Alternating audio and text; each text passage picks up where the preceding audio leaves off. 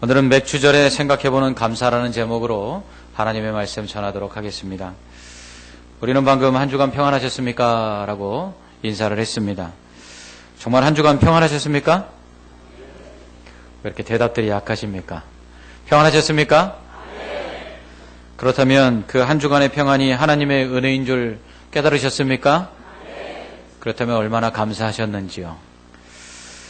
성경은 범사에 감사하라 말씀합니다. 범사란 모든 일을 말하는 것이죠. 모든 상황을 말합니다. 즉 모든 일에, 모든 상황에 감사하라는 것입니다. 하지만 그것을 알면서도 우리는 감사하지 못할 때가 참 많습니다. 감사를 놓칠 때가 있지요. 또 어떻게 모든 일에 감사할 수 있겠습니까? 환난과 고난을 당할 때도 감사할 수 있을까요? 그렇다면 범사에 감사한다, 감사해야 된다라는 말씀은 어떻게 해야 되는 것일까요? 또 감사는 어떻게 해야만 진짜 감사가 될까요?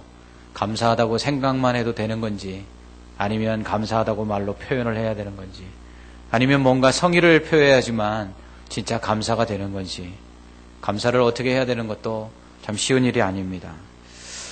이처럼 감사가 쉽지 않으면 제자 훈련을 할 때에도 나타납니다.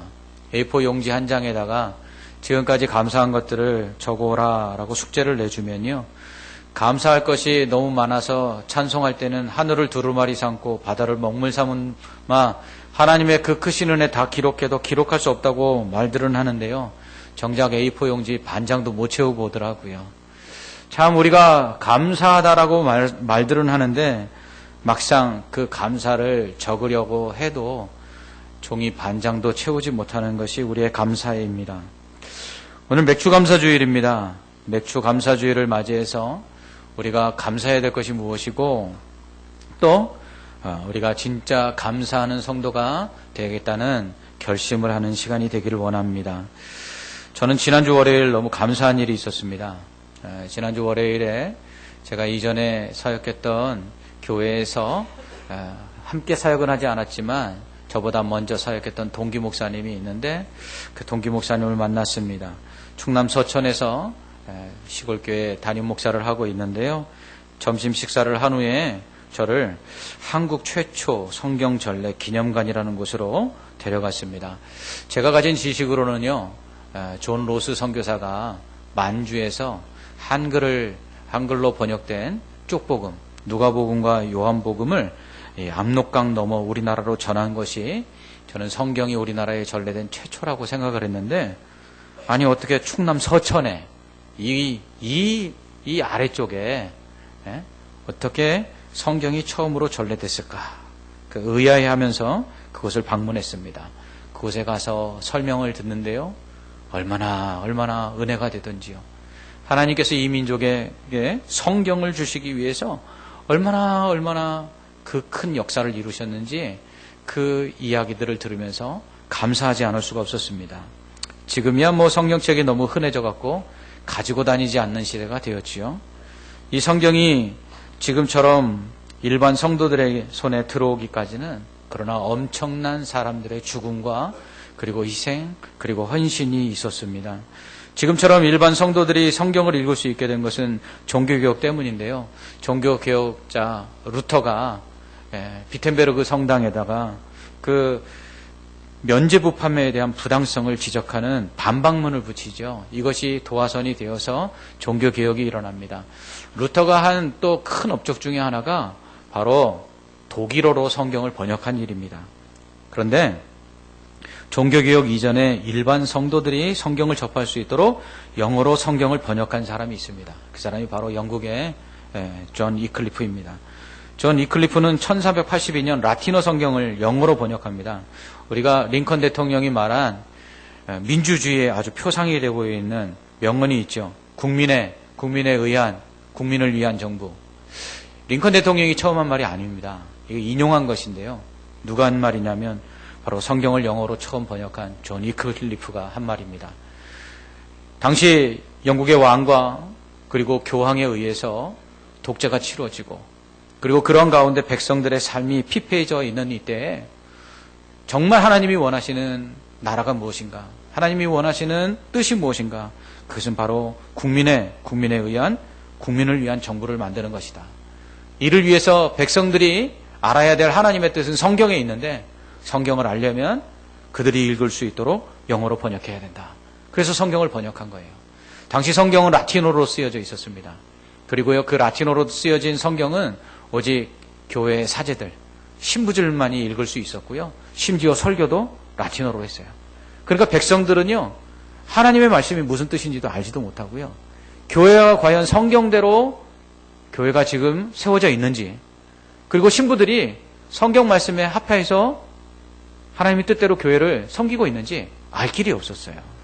그래서 이러한 무지한 백성들에게 하나님의 뜻을 알리고 이러한 힘을 가진 자들의 손에서 그 힘을 가난하고 약한 자들에게 주어 모든 사람이 함께 더불어 잘 살 수 있는 민주주의 국가, 그것을 만드는 길은 바로 성경을 번역하는 길이다 생각을 했지요. 그러니 영어로 성경을 번역하고 교황과 왕권의 건의에 도전했던 위클리프는 결국 이단으로 정죄받고 사형을 당합니다. 그리고 그의 추종자들에 의해서 계속해서 성경 번역 작업이 진행되지만 여전히 그 성경 번역 작업은 탄압을 받게 됩니다. 이러한 탄압 속에서 스스로 성경이 되어 성경 66권을 암송하고 사람들에게 그 암송한 성경을 보급한 사람들이 있습니다. 그들이 바로 롤라드입니다. 이들의 이야기를 뮤지컬로 만들어서 공연하고 있는데요. 그것이 바로 더 북이라는 뮤지컬입니다. 수많은 사람들이 성경을 번역하고 그것을 전하다가 목숨을 잃었습니다. 그런 희생 덕분에 지금 우리가 읽을 수 있는 성경이 만들어졌고요. 지금 우리가 이렇게 편하게 그 성경을 읽고 또 우리의 언어로 그 말씀을 들을 수가 있게 된 것입니다. 이러한 성경이 한국에 전래되기까지도 엄청난 사람들의 노력과 희생이 따랐습니다. 선교사가 들어와 성경이 본격적으로 보급된 것은 1885년 장로교 선교사 언더우드와 감리교 선교사 아펜젤러가 인천 제물포항을 통해서 입국하면서부터입니다. 하지만 그 이전에 벌써 한국에는요, 성경이 전해져 있었습니다. 그리고요, 더 놀라운 사실은 선교사도 없고 목사도 없는 이 한국 땅에는 이미 선교사들이 들어와서 성경을 전하기 전에 보급된 그 성경으로 말미암아 예수를 믿는 사람들이 있었고요. 더 나아가 교회가 세워져 있었습니다. 이것이 바로 평양의 소래교회입니다. 소래교회는 선교사가 들어와서 목사가 세운 교회가 아니라요. 바로 선교사들이 들어오기 전에 이미 전해진 그 성경을 읽고 예수 믿는 사람들이 성경에 교회를 세우라고 한다라는 그 말씀을 깨닫고는요. 스스로 교회를 세운 최초의 교회입니다. 역사상 이런 유래가 없어요. 그래서 아펜젤러 선교사와 언더우드 선교사가 이 한국 땅에 처음 첫 발을 내디딛고 그리고 그들이 사역한 선교의 시작은 복음을 전하고 그래서 예수 믿는 사람을 만들어내고 그들을 통해서 교회를 세우는 일이 아니었습니다. 그들이 들어와서 처음에 한 일은 이미 성경을 읽고 예수를 믿는데 선교사가 없고 목사가 없어서 세례를 받지 못한 사람들에게 세례를 주는 일, 이미 세워진 교회에 가서 그 교회 안에 있는 성도들에게 하나님의 말씀을 전하는 일을 이 땅에 들어온 선교사들이 처음으로 했다는 것이에요. 이미 하나님께서는요, 이 한국 땅에 선교사가 들어오기 전에 이미 교회를 세우시고요. 이미 예수를 믿고 구원받은 자들을 만들어 놓으셔서 선교사가 와서 한 일은 그들에게 세례를 주는 일이었습니다. 이렇게 우리나라에 선교사가 들어오기보다 성경이 먼저 보급되었는데요. 그 역사적인 기록으로 남아있는 것이 3번이 있습니다.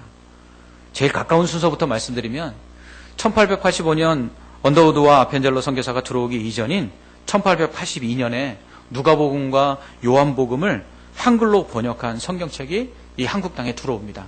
존 로스 선교사라는 분이요, 이 한국 땅에 복음을 전하기 위해서, 성경을 전하기 위해서 만주로 옵니다. 당시 흥선대원군이 세국전책을 쓰고 있었기 때문에 외국 문물이 한국 땅에 들어올 수가 없었어요.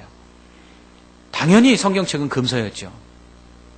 그래서 존 로스 선교사는 한글로 성경을 번역한 것을 이 땅에 들어와야 되는데 어떻게 했느냐 하면 바로 성경책을 다 뜯어서 그 종이를 꼬아서 새끼줄과 함께 엮었습니다. 그리고 그것을 짐보따리에다가 감추어서는요, 압록강을 넘어 이 한국 땅에 그 성경책을 들어오게 합니다. 그리고 가져온 그 성경책을 다시 붙여서 그것을 이 땅에 보급하게 된 것이죠. 이 성경책을 읽고 예수님을 믿는 사람들이 소래교회를 세우고 선교사가 들어오기를 기다렸던 것입니다. 그리고 그 이전에는 영국 상선 제너럴 셔먼호를 타고 토마스 선교사가 대동강을 거슬러 올라와서 이 성경을 전하죠. 안타깝게도 토마스 선교사는 이 대동강에서 순교합니다. 폭격을 맞아 가라앉고 있는 이 배에서 토마스 선교사는 끝까지 자신이 가지고 온 한문 성경을 무트로 던집니다. 이 성경책들을 받아서 읽은 사람 중에 예수님을 꼭 구원받았다는 역사적인 기록들이 남아 있습니다. 그리고 심지어 이 토마스 선교사를 죽인 병사가 고백한 그 고백이 글로 남아 있는데요. 그가 이렇게 고백했습니다. 내가 서양 사람을 여러 죽였는데 그 가운데 한 사람은 지금 생각해도 이상한 점이 있다. 내가 그를 죽이려고 하자 그는 두 손을 마주잡고 무슨 말을 한 후 붉은 천이 덮인 책을 가지고 웃으면서 내게 받으라고 권했다. 내가 그를 죽이기는 했지만 이 책은 받지 않을 수가 없어서 받아왔다. 그런데 역사적인 기록에는 이 책을 받은 이 토마스 선교사를 죽인 사람이 예수를 믿고 그리고 그 집안이 선교사가 들어온 후에 세례를 받았다는 기록이 남아 있습니다. 그리고 그 이전에는요, 독일인 선교사 기출라프가 1832년 7월 22일 지금의 충남 서산에 있는 고대도에 상륙해서 한문 성경과 그리고 감자 재배법 등을 전해 주었습니다. 당시 순조 임금이 다스리고 있던 조선 말기에 이 천주교 박해가 일어났는데요. 그로 인해서 귀철라프 선교사가 이 본토에는 오지 못하고요. 충남 서산 지금의 보령 앞바다에 있는 고대도에 머물게 됩니다. 그곳에서 당시 홍주 목사 이민혜와 수군 우후 김영수를 만나서 한문으로 대화합니다. 이 귀철라프 선교사가 4개 국어를 했는데요. 이 조선인의 말은 알지 못했지만 같은 한문권에 있다는 걸 알고 그가 한문으로 이곳에 와서 통역 없이 그렇게 대화를 했다고 합니다. 그가 이제 한문 성경을 전해 주었을 뿐만 아니라 주기도문을 번역했습니다. 지금 우리가 외우고 있는 이 주기도문이 이 1832년 귀출라프 선교사가 고대도에서 그 7월 떼학볕에 그 말복대에 뱃속에서 몰래 번역한 그 주기도문 원문이 바로 지금 우리가 외우고 있는 이 주기도문의 바로 시초입니다. 옛날에는 자국의 글을 외국 사람에게 가르치지 않았어요. 왜냐하면 국가 기밀을 누설할 수 있다라고 생각했기 때문이죠. 그러므로 당시 천주교 박해가 있었던 시대에 성경도 금서였고요. 그리고 한글을 이렇게 외국인에게 가르쳐주는 건 더더욱 목숨을 거는 일인데요. 귀출라프 선교사가 이 주기도문을 이 한국 사람들에게 가르치기 위해서 그 배 안에서 그 말복에 목숨을 걸고 이 주기도문을 번역합니다. 그래서 우리가 지금 그 주기도문을 외우고 있는 것이죠. 뿐만 아니라 귀출라프 선교사가 고대도에 도착해 보니까 이 백성이 너무 가난하게 사는 거예요. 그래서 배에서 감자 한 자루를 가지고 내려옵니다. 그리고는 감자를 삶아서 준 게 아니라요, 감자를 재배하는 법을 가르쳐 줍니다. 그것이 지금 우리가 먹고 있는 감자입니다. 우리나라의 감자가 1832년 처음 귀출라프 선교사에 의해서 고대도에 들어와서 그것이 전국으로 퍼져 가난하고 굶주린 백성들이 그 감자를 통해 목숨을 연명하게 된 계기가 됩니다. 영의 양식뿐만 아니라 육신의 양식을 이 귀출라프 선교사가 우리에게 주고 간 것이죠.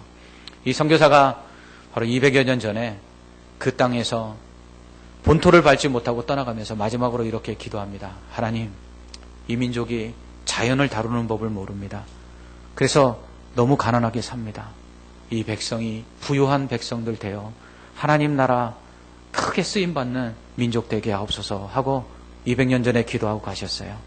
그 기도가 지금 응답되어서 우리 이 민족이 이렇게 자원도 없고 이 땅덩어리도 적고 인구도 별로 없는데 전 세계를 좌지우지하는 큰 민족이 된 것은 바로 그 200년 전 먹을 것이 없어 감자를 재배하는 법을 가지고 가르쳐주고 갔던 선교사의 기도 덕분인 줄 믿습니다. 얼마 전까지만 해도 이 기출러프 선교사에 의해서 한문 성경이 전래된 것이 우리나라의 최초로 성경이 전래된 것이라고 학자들이 그렇게 인정하고 있었습니다. 그런데 그보다 더 이전에 한국에 성경이 전해지는 사건이 일어납니다. 그것은 바로 충남 서천의 마량진에 1816년 이 영국 함선 알세트호와 라이로호가 들어와서 첨사 조대복에게 영어 성경, 킹 제임스 버전 성경을 전해주는 일이었습니다. 첨사 조대복의 환대에 좋은 인상을 받은 이 라이로호의 선장 바실이 돌아가서 책을 쓰는데요. 류큐 항해기라는 책을 씁니다. 류큐는 지금으로 말하면 오키나와를 의미합니다. 그러니까 당시 조선이라는 나라는 알지를 못했던 것이죠. 이 영국 이 배들이 이 마량진에 도달해서 결국은 이 조선이라는 나라를 알게 되고 그때 왔던 선장이 쓴 책이 결국 영국의 조용한 아침의 나라 이 조선을 소개하게 되는 계기가 됩니다. 당시 그 중국의 그 선교의 길이 점점 그 중국과 무역 마찰로 인해서 어려워지고 있는 이때 낙심했던 영국 선교회는 이 바실이 쓴 류큐 항해기를 통해서 조선이라는 나라를 알게 되고 이 나라에 복음을 전해야겠다는 열망에 지금 사로잡히게 됩니다. 그리고 그 결실이 바로 기출러프 선교사를 이 땅에 보내는 계기가 된 것이죠. 영국 함선 알세토와 라이로호는 사실 중국 청나라에 무역을 하기 위해서 동인도 회사에 무역단을 태우고 중국에 간 배입니다. 하지만 당시 청나라 황제를 아련하지 못한 채 3개월이란 긴 기간 동안 항해해서 어렵게 수백 명의 사절단을 이끌고 중국에 도착했는데 그들은 아무것도 얻지 못하고 다시 3개월을 항해해서 영국으로 돌아가야만 했습니다. 이때 이 중국에 있는 그 해안을 따라서 해도를 그려오라는 새로운 명령을 받게 되죠. 당시 조선이란 나라가 있는지도 몰랐던 영국은 이제 단지 이 땅 끝에 있는 것은 중국의 일부라고 생각을 했습니다. 그래서 중국을 해안을 따라서 이제 서해안 쪽으로 해도를 그리기 위해서 새로운 명령을 부여받은 이 알세토와 라이로호가 서해안을 항해하다가 이 조선이란 땅에 도착하게 된 것이죠. 당시 마찬가지로 순조에 그 박해가 있었기 때문에 본토에 도착하지 못한 이들은 그저 배 위에서 당시 첨사 조대복을 만나게 됩니다. 그런데 이 조대복이 깨어있는 사람이어서 이 사람을 만났을 때 좋은 인상을 받습니다. 그리고 그에게 선물을 주죠. 당시 외국 문물을 선물로 받았다가는 목숨을 잃을 수 있는 위험에 처할 수 있었기 때문에 조대복은 모든 것을 다 거절합니다. 그때 오직 한 권 성경책을 그에게 주지요. 이 성경책이 나중에 조정회까지 올라가는데요. 정약용이 쓴 그 책에 보면 이 책이 영어로 되어 있어서 무슨 내용인지 몰라서 조정회 대신들이 각자 그 책을 찢어서 집으로 가져갔다라는 그런 기록이 있다고 합니다. 이것이 최초로 우리나라에 성경이 전해진 사건이죠. 이 사건으로 인해서 조선이라는 나라가 영국에 소개되고 영국 선교회가 이 조선이란 땅에 복음을 전해야겠다라는 이 선교의 열망을 갖게 되고 그로 인해서 기출라프 선교사를 비롯한 선교사들이 이 조선이란 땅에 주의 복음을 전하기 위해서 오게 됩니다. 그들이 와서 박해로 인해서 또 세국 정책으로 인해서 이 땅 본토를 밟지 못했지만 그들은 순교에 가면서 성경책을 이 땅에 전해줍니다. 그것이 선교사가 들어오기 전에 이 땅에 성경이 전래된 계기가 되었고 그로 인해서 선교사가 들어오기도 전에 이 민족은 예수를 믿는 사람들과 그들을 통해서 교회가 세워지는 기독교의 역사상 이런 전례가 없는 그러한 기독교 국가가 됩니다. 이 얼마나 감사한 일인지요. 우리는 지금 성경책을 읽는다고 잡혀가지 않습니다. 성경책을 가지고 다닌다고 붙잡히지 않아요. 성경책을 다른 사람에게 전해준다고 핍박받지 않습니다. 한글 성경이 없어서 영어 성경이나 아니면 다른 나라 성경을 번역해서 우리가 읽을 필요가 없습니다. 우리는 날마다 성경을 통해서 하나님께서 베푸신 놀라운 은혜들을 깨닫고 그 은혜에 감사할 수 있습니다. 이러한 은혜를 누릴 수 있는 것, 그것은 이 성경이 우리에게 전해지기까지 목숨을 걸고 그 사명을 감당한 사람들이 있었기 때문입니다. 이 성경을 전하기 위해서 수개월의 그 항해를 통한 고난을 이겨내고 또 이 땅에 여러 가지 죽음의 위험 앞에서도 하나님의 말씀을 전달하겠다고 헌신했던 그 사람들의 수고를 통해서 우리는 지금 이렇게 편하게 성경책을 접하고 있는 것이죠. 그렇습니다. 우리가 누리는 일상에 그저 너무 평범하고 너무 쉽고 그리고 너무 우리가 아무런 대가도 지불하지 아니하고 거저 받고 있는, 누리고 있는 것들 중에는 누군가의 피 흘림과 희생과 헌신이 있다는 사실입니다. 조상들의 희생과 헌신, 선교사들의 희생과 헌신, 부모님들의 희생과 헌신 등으로 인해서 우리는 지금 편하고 쉽게 우리가 누리고 있는 것들을 누리고 있는 것이죠. 그런 점에서 우리는 감사해야 합니다. 예수 그리스도의 십자가를 통해서, 예수님의 그 생명을 내어주심을 통해서 우리는 값없이 구원을 받았습니다. 누군가의 희생과 헌신을 통해서 우리가 누리고 있는 은혜들이 있음을 우리는 기억해야 합니다. 편하게 성경책을 가지고 다니고 또 읽을 수 있고 또 한국어로 또 우리가 말씀을 들을 수 있는 이 모든 일들이 사실은 누군가의 순교의 피 흘림 때문에 우리가 이렇게 값없이 받고 있는 은혜라는 사실을 기억해야 합니다. 뿐만 아니라 우리가 실패할 때나 우리가 원하는 대로 일이 되지 않을 때도 우리는 감사할 수 있어야 합니다. 왜냐하면 우리가 누리고 있는 것들 중에는 누군가의 실패로 인하여 우리에게 은혜로 누리고 있는 것들이 있기 때문입니다. 청나라와 무역하기 위해서 수백 명의 사람이 3개월 동안 그 먼 항해를 했는데 결국은 그들은 청나라와의 무역을 이루지 못하고 그들의 원하던 일들을 실패하고 낙심한 채 돌아갈 수밖에 없었습니다. 그런데 하나님께서 그 수백 명의 사람이 그 수개월의 항해를 통해서 중국과 무역하려고 했던 일들을 실패하게 하심을 통해서 하나님은 이 땅에 성경책이 전래되게 하셨던 것입니다.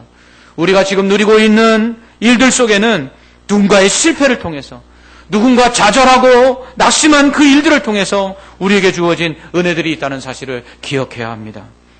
청나라와 무역하기 위해서 3개월에 걸친 그 항해 끝에 어렵게 도착했지만 중국 황제를 만나지 못함으로 인해서 그들은 또다시 수백 명의 사람이 허탈함 가운데 3개월의 항해를 통해 다시금 영국으로 돌아가야만 했습니다.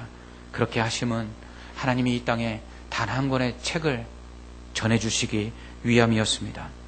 에디슨은 수천 번의 실패 끝에 전구를 발명했습니다. 그 실패로 인해서 우리는 지금 환한 세상을 살고 있는 것이죠. 누군가의 실패와 좌절 그리고 낙심이 지금 우리에게 감사의 이유가 되고 있다는 것을 우리는 기억해야 합니다. 그러므로 우리가 일상 속에서 지극히 당연하게 여기고 또 누리고 있는 것들은 사실 누군가가 뼈를 깎는 아픔 속에서 눈물을 흘리며 고통의 밤을 겪은 그 수고의 결과일 수도 있다는 것입니다. 예수 그리스도의 십자가의 그 피 흘리심을 통해서 우리가 값없이 생명을 얻은 것처럼 우리의 일상 속에서 지극히 당연하게 누리고 있는 것들 역시 누군가의 희생과 헌신 그리고 실패로 말미암음이라는 것을 우리는 기억해야 합니다. 그러므로 우리는 모든 일에 감사해야 합니다. 실패할 때도 감사해야 합니다. 하나님은 우리의 실패를 통해서 또 다른 누군가의 성공의 밑거름이 되게 하실 수 있기 때문입니다. 누군가의 실패가 오늘 우리의 성공의 밑거름이 된 것처럼 말입니다. 부모님의 헌신이 자녀들에게 복이 되듯이 우리의 감사에는 누군가의 희생과 헌신이 전제되어 있습니다. 그렇기에 우리가 누리는 일상의 평범한 모든 것들이 사실은 평범한 것이 절대로 아니라는 것입니다. 그렇기에 우리는 범사에 감사해야 합니다. 오늘은 맥주 감사 주일입니다. 맥주 감사 주일은 구약의 맥주절에서 유래한 절기입니다. 하나님께서 이스라엘 백성이 가나안 땅에 들어가 수확을 거둔 후에 맥주절과 그리고 수장절을 지키라고 말씀하십니다. 보리를 거둔 후에 맥주절을, 가을거지가 끝난 후에 초막절을, 수장절을 지키라고 말씀하시죠. 맥추절은 6월절로부터 7주가 지난 후 50일째 되는 날에 보리를 수확한 것을 기념하여 감사함으로 드리는 제사의 절기입니다. 6월절로부터 7주가 지난 다음에 지키는 절기라고 해서 7주가 7번 됐다 그래서 77절이라 이렇게 부르고요. 6월절로부터 50일째 되는 날에 지킨다 해서 신약에서는 오순절이라 부릅니다. 예수 그리스도께서 약속하신 성령을 오순절에 제자들이 받게 되는데요. 이 오순절이 바로 맥추절인 것입니다.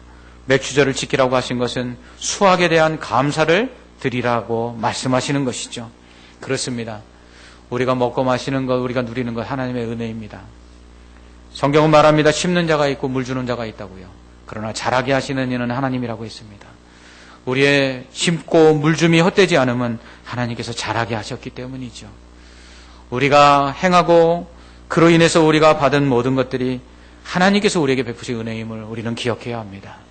우리가 아무리 애쓰고 수고해도 하나님께서 그 수고한 것들을 우리에게 돌아오게 하시지 않는다면 우리의 수고가 헛되는 것이죠. 그러므로 우리는 모든 일에 감사해야 합니다.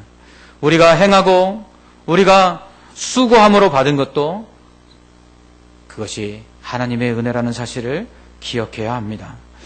그러므로 감사하려면 하나님께서 베푸신 은혜가 무엇인지를 알아야 돼요. 은혜가 없는 게 아닙니다.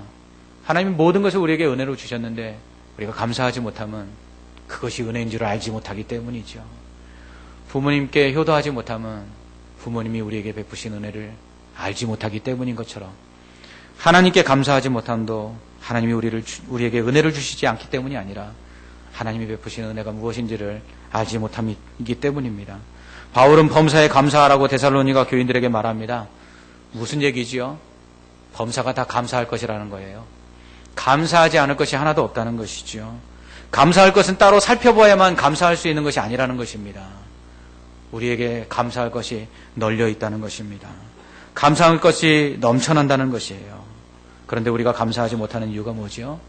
우리의 감사는 조건적이기 때문입니다. 우리의 기준은 항상 우리 자신이죠. 그래서 하나님이 우리가 원하는 것을 이루어 주시면 그때 감사합니다. 우리가 바라는 것들을 하나님께서 맞추어 주시면 그때 감사하죠. 우리의 항상 감사의 조건은 바로 나 자신이라는 것입니다. 그래서 내가 원하는 것들을 해주지 아니하시면 하나님께 원망하고 불평합니다. 이스라엘 백성이 그랬습니다. 구름기둥과 불기둥 밑에서 하나님을 원망합니다. 아침에 만나를 먹었는데 낮에 하나님께 고기가 없다고 원망합니다. 아침에 하나님께서 만나를 먹이셨는데 40년 동안 일정하게 매일같이 먹이셨는데 물이 없다고 원망합니다. 하나님께서 종살이하며 그토록 부르짖던 백성들을 애굽에서 건져내셨더니 길이 험하다고 원망합니다.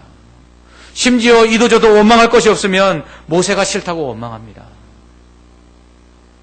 그들의 원망과 불평의 기준은 항상 자기 자신입니다. 자신들이 원하는 것들이 되어지지 않으면, 원하는 것들이 이루어지지 않으면 항상 원망하고 불평하죠. 감사가 없는 사람의 모습이 이와 같습니다. 감사가 없는 사람은 교만하기 때문입니다. 모든 기준이 자신이에요. 하나님이 아무리 독생자를 주셨어도 내가 원하는 것, 먹을 거 안 주시고 입을 거 안 주시면 원망하죠. 하나님보다 내가 더 높습니다. 하나님 왜 내가 원하는 걸 안 해줍니까? 하고 원망하는 것입니다. 하나님은 내가 원하시는 것을 행하셔야 합니다. 하나님이 원하시는 대로 내게 주시지 마십시오. 하나님, 왜 안 주십니까? 이것이 불평과 원망의 원인이라는 것이죠. 감사하지 못하는 자는 교만해서 감사하지 못하는 것입니다. 그러므로 우리에게는 그렇게 하지 아니하실지라도, 그리 아니하실지라도의 겸손한 믿음이 필요합니다. 내가 원하는 대로 해주지 아니하셔도 하나님이 내게 베푸신 은혜가 얼마나 큰지를 깨닫고 감사할 수 있는 사람, 그 사람이 진짜 믿음의 사람입니다. 자본주의 시대를 살아가는 우리는 뭔가 우리가 대가를 지불했다고 하면 감사하지 않아도 된다라고 생각을 합니다. 우리가 식당에 가서 감사하지 않는 이유는 밥값을 지불했기 때문이죠. 그러나 우리가 이 인생을 살아가면서 돈으로 살 수 없는 것들이 얼마나 많습니까? 그 돈으로 살 수 없는 것들 중에 우리가 값없이 얻은 것들이 얼마나 많습니까? 이런 말이 있습니다. 돈으로 의사를 살 수는 있지만 돈으로 치료를 살 수는 없다. 여러분, 돈이 있다고 모든 사람들이 다 병원에 가서 다 고침을 받고 낫던가요? 돈으로 살 수 없는 것들이 너무 많습니다. 그런데도 우리는 뭔가 우리의 수고가 들어가고 대가를 지불하면 그것은 감사하지 않아도 된다라고 생각을 합니다.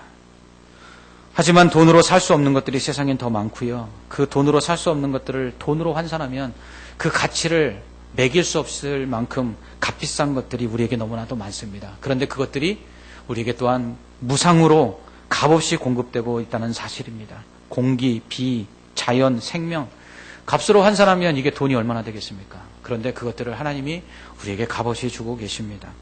여러분, 왜 4대 강보를 헐어야 되느니 보존해야 되느니 다투지요? 여러분, 강물이 썩어가고 있기 때문이죠. 그런데 이거 간단하게 해결합니다. 하나님이요, 이틀만 비를 내리시면요, 그래서 보를 열어놓으면요, 자연스럽게 물은 깨끗해집니다. 인간의 과학으로요, 보를 헐어야 되느니 보를 막아야 되느니 싸울 필요가 없는 것이에요.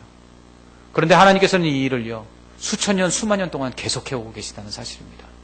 강물이 썩지 않아서 우리가 그 물을 마시고 있습니다. 이처럼 하나님께서 우리에게 주신 것들을 되돌아보면요, 돈으로 환산할 수 없는 너무나 가치 있는 것들을 우리에게 주셨어요. 독생자 예수 그리스도가 그렇지 않습니까? 어떻게 예수님의 생명을 돈으로 환산할 수 있어요? 근데 값없이 받았잖아요. 그리고서는 아들을 아끼지 아니하고 내어주신 그 하나님께서 우리에게 모든 것을 은혜로 베푸신다고 말씀합니다. 누군가 이렇게 말했습니다. 우리가 감사하지 못하는 것들 속에는 이미 감사한 것들이 보석처럼 박혀있다. 집이 좁다고 불평하는 사람은 집이 있는 사람이다. 그는 노숙자가 아니다.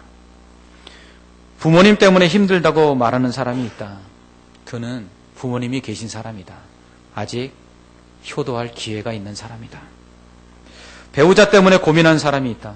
그 사람은 결혼한 사람이다. 자녀 때문에 속상한 사람이 있다. 그에게는 눈에 넣어도 아프지 않을 자녀가 있는 사람이다. 부하 직원 때문에 속을 썩고 있다면 그는 직장이 있는 사람이거나 그는 상사나 사장일 것이다. 질병으로 고통당하는 사람이 있다면 그는 아직 살아있는 사람이다. 이처럼 우리가 감사하지 못하고 불평하는 것들 속에는 이미 감사해야 될 것들이 보석처럼 박혀 있습니다. 우리가 일상에서 값없이 누리고 있는 은혜들 중에는 사실은 값으로 환산할 수 없는 정말 귀한 것들을 하나님이 우리에게 거저주신 것들이 있습니다. 우리가 너무 편하고 쉽게 누리고 있는 것들 중에는 누군가가 피눈물 나는 수고와 그 실패의 좌절과 그리고 목숨을 잃는 그 헌신을 통해서 우리에게 주어진 것들이 있습니다. 우리는 그러므로 감사해야 합니다. 예수 그리스도께서 십자가에서 자신의 생명을 내어주심으로 우리를 구원하신 이 구원의 은혜부터 값없이 받은 우리가 우리의 일상 속에 모든 것이 하나님의 은혜임을 깨닫고 그 하나님 주신 은혜에 감사할 때 하나님은 이렇게 말씀합니다. 내가 더 복을 주리라. 왜냐하면 감사는 명령이기 때문입니다. 하나님의 명령에 순종하는 자에게 하나님 복을 주신다고 약속하셨습니다. 감사는 선택이 아닙니다. 감사는 믿음의 사람의 본분이요, 명령이기에 순종해야 될 하나님의 말씀입니다. 이 말씀에 따라 하나님의 명령을 따라 감사하는 자에게 하나님은 더 감사할 것이 넘치도록 복을 주실 줄 믿습니다. 기도하겠습니다. 하나님 아버지, 참 감사합니다. 우리가 감사하지 못하고 지나가는 것들 속에 얼마나 감사할 것들이 넘쳐나는지 알게 하여 주시옵소서. 우리의 범사가 감사할 것임을 알아 하나님 모든 상황 속에서 어떠한 일이든지 감사하는 자들 되어 하나님의 명령하심 따라 감사할 때 더 큰 복을 받아 감사가 넘치는 우리 성도들 되게 하여 주시옵소서. 우리가 감사하지 못하고 그렇게 지나가는 것들 속에는 누군가 피눈물 흘리며 수고한 수고의 헌신과 또한 누군가의 그 순교를 통한 그 죽음이 아버지여 그 밑에 있음을 기억하게 하여 주시옵소서. 하나님, 그리함으로 우리의 실패를 통해서 또 누군가가 받을 그 은혜들을 기억하며 감사하게 하시고, 우리가 누리는 것들이 누군가의 그 실패로 인한 것들임을 깨닫고 감사할 때에 날마다 우리 성도들의 삶에 기쁨과 은혜가 충만하게 하여 주옵시고, 감사로 인하여 더 큰 하나님의 복이 임할 수 있도록 은혜 위에 은혜를 더하여 주시옵소서. 값없이 주신 것들을 세보게 하여 주시옵소서. 돈으로 환산할 수 없는 그 가치 있는 것들을 우리에게 값없이 주신 은혜들을 기억하고, 구원받음부터 하나님, 우리가 이 땅에서 살고 있는 모든 것들이 은혜인 줄 알아 날마다 감사가 넘치는 복된 성도들 되게 하여 주시옵소서. 예수님 이름으로 기도합나이다. 아멘.